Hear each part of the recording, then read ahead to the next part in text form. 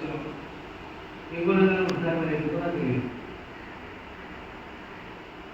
మీరు కొంచెం అనేది అనుకోవద్దు, కొంచెం బయటకు రాండి.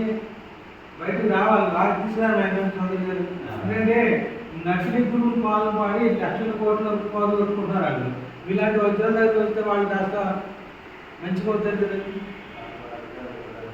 ఏం బతకడం, ఎందుకు బతక వీడికి అన్నం మనకు దొరకదా?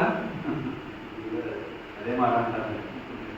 అన్నం ఎవడన్నా లేదా అన్నం పొంది మంచిగా తగ్గదు.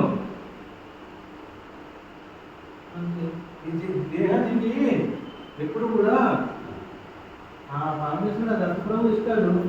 ఇచ్చినప్పుడు చేద్దాం.